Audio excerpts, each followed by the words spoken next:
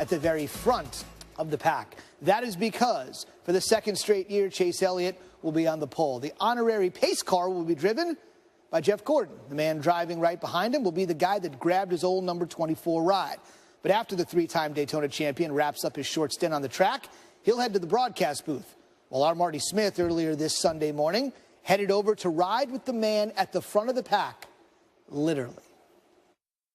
Good morning, everybody. Daytona 500 Sunday. I'm out here on the racetrack with number 24, Chase Elliott. All right, man, it's the morning of the Daytona 500. You've done this once.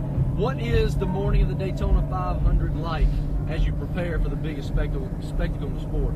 Man, it's waking up pretty calm, but just a lot of thinking, a lot of going through, some thought process and thinking about the race and just trying to dial those last minute things together to hope we can put it together and try to give ourselves a shot today. What are some of those things? Because I know several of you have told me throughout this week that this is one of the most mentally taxing events there is.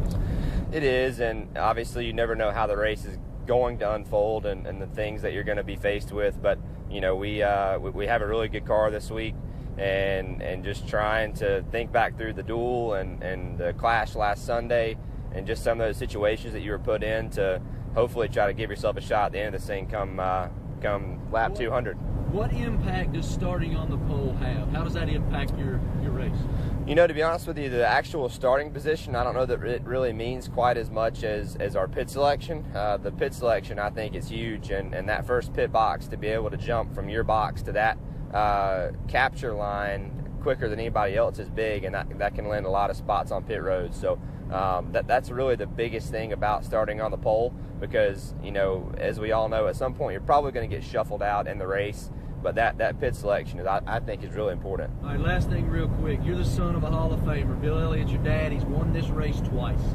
What pressure comes with being the son of a legend and doing the same job he did? I know this is a boring answer, but I really haven't faced any of that pressure over the years. I've been really adamant on just trying to stay true to who I am and the racer I want to be, and at the same time focusing on the pressures and the expectations that I think you put on yourself and as our team puts upon ourselves. So we try to focus on that and not so much about everything else, and right, wrong, or indifferent. That's kind of how I am and how we've approached it, and hopefully it'll work out. Thanks, brother. Crammed in here like a sardine. Back to you guys.